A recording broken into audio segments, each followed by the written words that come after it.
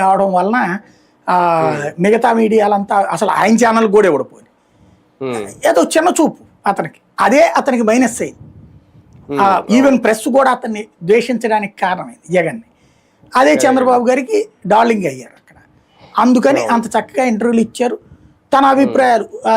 ఇది సహజంగా ఇంతకుముందు రాజశేఖర రెడ్డి ఉంటే రాష్ట్ర నాశనం అయిపోతుంది, లేదా కాంగ్రెస్ ఉంటే రాష్ట్ర నాశనం అయిపోతుంది, 2018లో బీజేపీ ఉంటే నాశనం అయిపోతుంది, వాళ్ళు ఉండకూడదు దేశంలో, ఇవి సహజంగా మాట్లాడుతుంటారు. దాన్ని ప్రత్యేకించి మనం అది ఒక సైకలాజికల్గా పబ్లిక్లోకి మైండ్లోకి వెళ్ళేందుకు తీసుకెళ్లే ప్రయత్నం చేస్తారు. కానీ ప్రత్యర్థులని, వైసీపీ కార్యకర్తల్ని, వైసీపీ అభిమానుల్ని మార్చలేరు కదా. ఈయన కార్యకర్తలకు ఎట్టాగు నచ్చరు, తటస్థులకి ఆ ఫీలింగ్ రప్పించే ప్రయత్నం చేస్తారు ఆయన.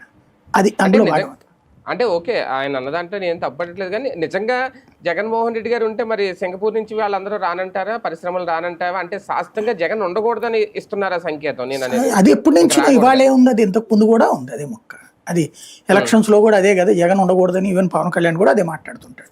15 ఏళ్ల పాటు అనేది అందుకే కదా, జగన్ హవాని 15 ఏళ్ల పాటు జగన్ అధికారంలోకి రానియకుండా చేస్తే హవా పడిపోతుంది. అప్పుడు మనమే అప్పుడు మేము కొట్టుకుని ఎవరు ముఖ్యమంత్రి అవ్వాలని తేల్చుకుందాం అనేది పవన్ కళ్యాణ్ ఆశ కూడా. అది కామన్గానే వస్తుంది. ఇక్కడ బేసిక్గా ఏంటంటే జగన్ అనేటువంటి వాడికి ప్రజాదరణ ఉంది. ఇవాళకి కూడా 40% మంది వచ్చారు సింగల్గా పోటీ చేస్తే. ఇక్కడ ముగ్గురు గెలిస్తే తప్పించి గెలవలేకపోతున్నారు. జగన్